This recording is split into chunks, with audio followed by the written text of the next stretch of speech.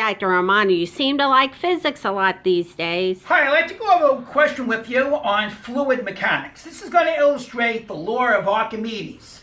Now, before we start, I want you to make sure you understand that if something is in water, say you have a rock, which in this case we're going to have, and you weigh the mass, and you weigh it, and you find out the mass when you put it in water appears to weigh less. Certainly you agree with me if you ever lifted a friend, or when you were a little kid you lifted somebody up in a swimming pool, they always seem to weigh less. Let's have a look, illustrate Archimedes' principle.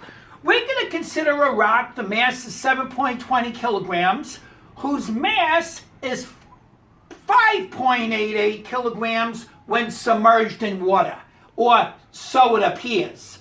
Now, what we want to do is to find the buoyancy force and find the density of the rock.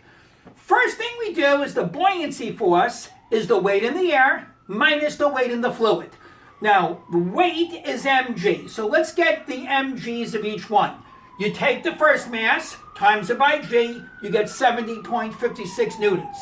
You then take the apparent mass of 588, times that by 9.8, you get 57.62. Subtract the difference, weight in the air minus weight in the fluid, and that gives you this buoyancy force. This is sort of like a helping force. So if you have a rock and you got the weight of the rock going downward, you now have the buoyancy force going upward. Now, we're going to use Archimedes' principle to find the rock density.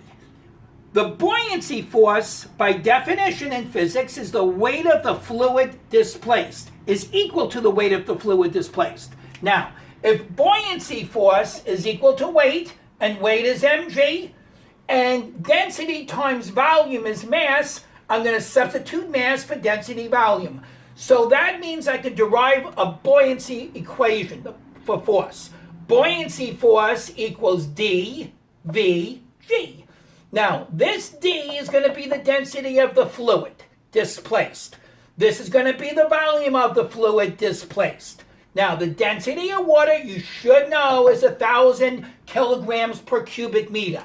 So that you should know. We know G, we found the buoyancy force, and that gives me the volume of the displaced fluid.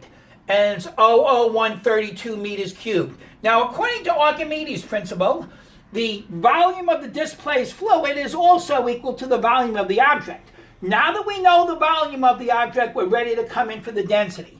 Density is mass over volume, but you use the density, when you do the density, you use the mass of the object in the air, since that's the true mass. And that's going to be 7.20 kilograms divided by the volume, which is 00132, and we get 55 kilograms per meter cubed.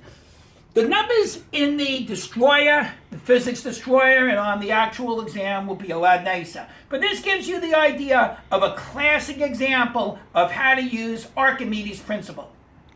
Thank you, Dr. Romano. I like that bear on your t-shirt. Thank you. Good day to you. Good day to you, sir. He always has on something interesting.